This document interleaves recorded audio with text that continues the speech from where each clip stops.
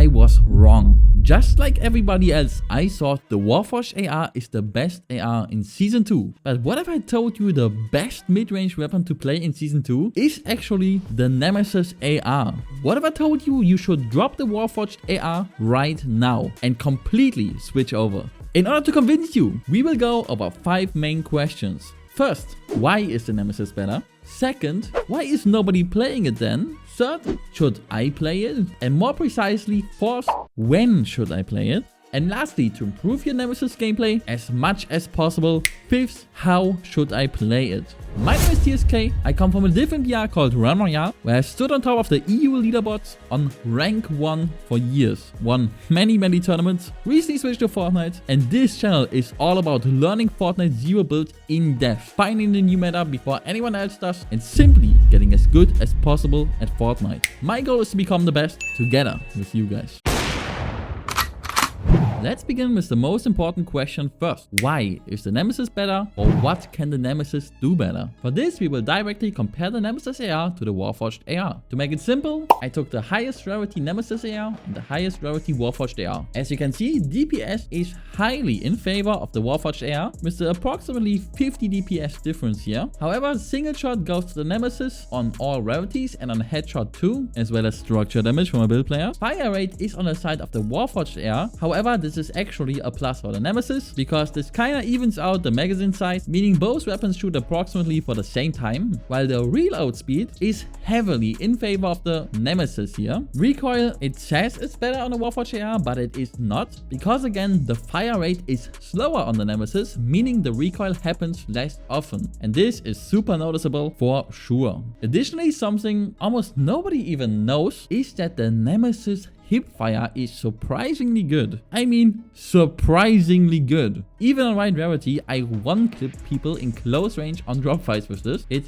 easily clears the Warforged AR in that category too. So let's summarize. What can the Nemesis do better? It is the better single shot weapon for longer distances. It is more accurate and rewards precise aim. The better accuracy makes it the way more consistent weapon for all ranges. It has way better reload speed, especially if you go for the speed mech. More to attachments and loadout at the end when I talk about how to play the Nemesis AR. It outclasses the Warforged AR in third party situations, which is a key factor if you want to win more games in Fortnite. Fortnite is not a 1v1. Fortnite is a battle royale. You need to stay alive for as long as possible. And not having your main weapon ready in a third party situation is one of the main killers in Fortnite. Having this much of a reload speed advantage alone is a super underrated aspect of the weapon. This leads us perfectly into the next question. Why is nobody playing it then? I honestly believe the main reason is that 1, people simply forgot about it when the new season came. Everybody was trying out the new weapons before many switched back to their go-to competitive weapon, the Thunderburst SMG. And second, people blindly follow what big content creators do without actually looking at the weapons in detail, which my channel is all about, by the way. My most watched and most important video of last season was when I completely changed the minds of people that thought the Striker AR was better than Nemesis, and the Striker was way better than the Warforged AR is now. So in my opinion, it's not even a question that the Nemesis AR clears the Warforged AR even easier. So should you play it? It depends on how you like to play the game. If you want consistency in your games and more wins in general, yes. If you want the highest possible TSK moment. If you want the highest possible DPS, no.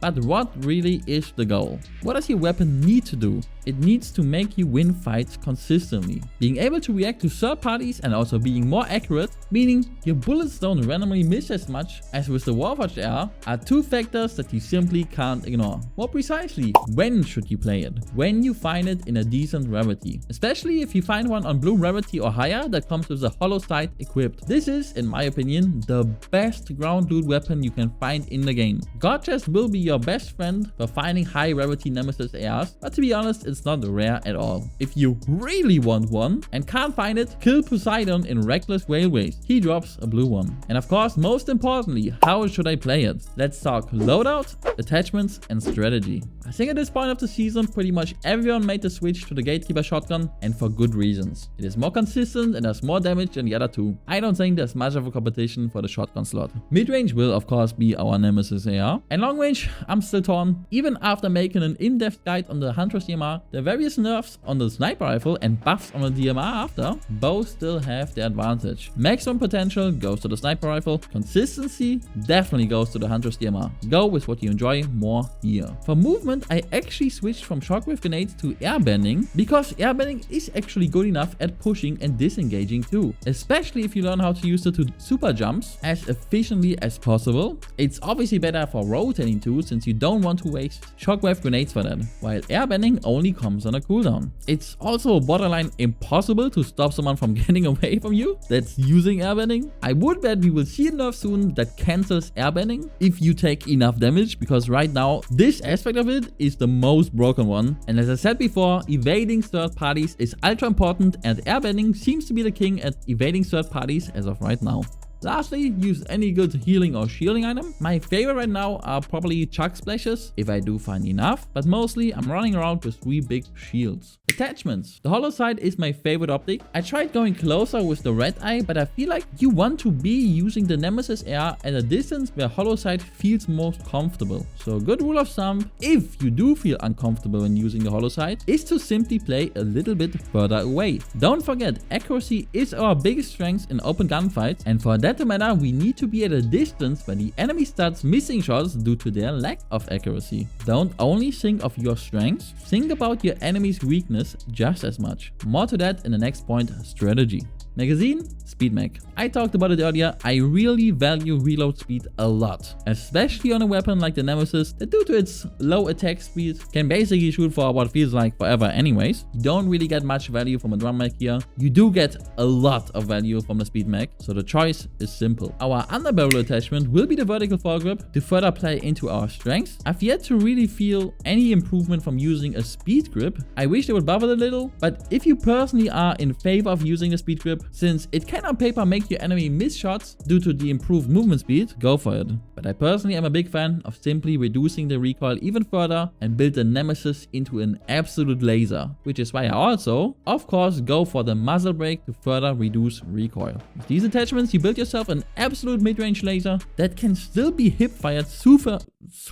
That's not a word. TSK moment too. That can still be hip-fired super effectively and react super well to third-party situations. Let's talk about strategy. I recommend dropping Grim Gate to get the Mystic Gatekeeper shotgun and more importantly even Cerberus Medallion, the absolute best item in Season 2. Having infinite dashes is insanely overpowered. Get it as early as possible. Find your Nemesis AR, preferably in at least blue rarity, and after surviving the drop and doing the boss fight, head to a bunker to upgrade it. Note that the base blue and above rarity versions of the weapon are already absolute beasts and feel super good to shoot. If you feel like pushing the bunker is too risky, skip it. Play the fights at slightly further range than comfortable for your enemy. This is where you will demolish anyone. On the opposite side, don't be afraid to hipfire it when forced into a corner. You will be surprised how good it is. As always, once you did sufficient damage to have a proper HP advantage, push with shockwaves or airbending or even Cerberus dashes to finish the fight. Reload and you're ready for the third party. The Nemesis AR really is the most slept on weapon this season, despite being super good and more than anything super versatile and super consistent in everything it does. It is in my opinion the best all-rounder weapon of Season 2 and a weapon you should be playing way more in your games. If you want to continue growing as a player and learn everything there is to know about Fortnite Zero build, subscribe to the channel for more guides. Leave a like if you want to help me grow as a content creator, and come watch my Twitch live stream if you want to see me use all the strategies I teach on my channel in ranked. I started playing ranked a couple days ago and so far I've been stomping through the ranks. Would love to meet you there and chat more. Thank you for watching. I'll see you in the next video.